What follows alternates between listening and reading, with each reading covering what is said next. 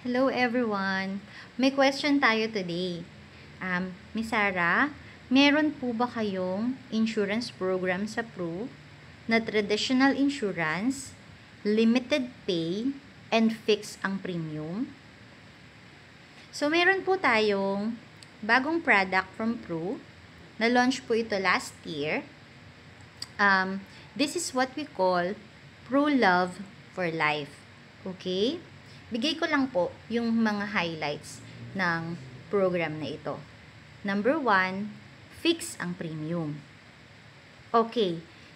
Unlike traditional life insurance na tumataas ang premium as you age, ito po hindi. Okay, kung 3,000 pesos ang binabayaran mo on the first year, until matapos si plan, hindi tataas ang premium mo. Okay?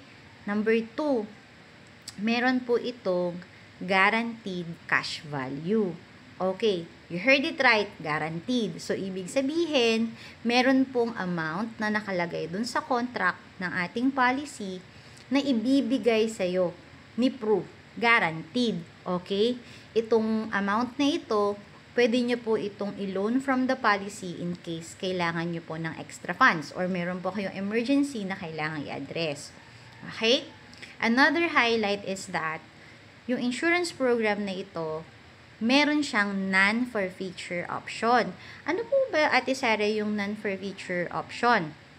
Ang non-forfeiture option is that itong insurance program na to, unlike traditional insurance kasi na makapag-miss ka lang ng isang payment, maglalapse na yung insurance. So, this one, since may non-forfeiture option siya, hindi basta-basta maglalapse ang policy.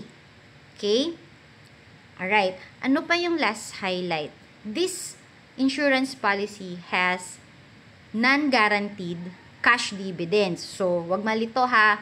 Yung kanina, guaranteed cash values. Ito naman, non-guaranteed dividends. And these dividends are withdrawable. Okay? Ganun din, pwede mo rin siyang ma-withdraw from the policy if you need extra funds.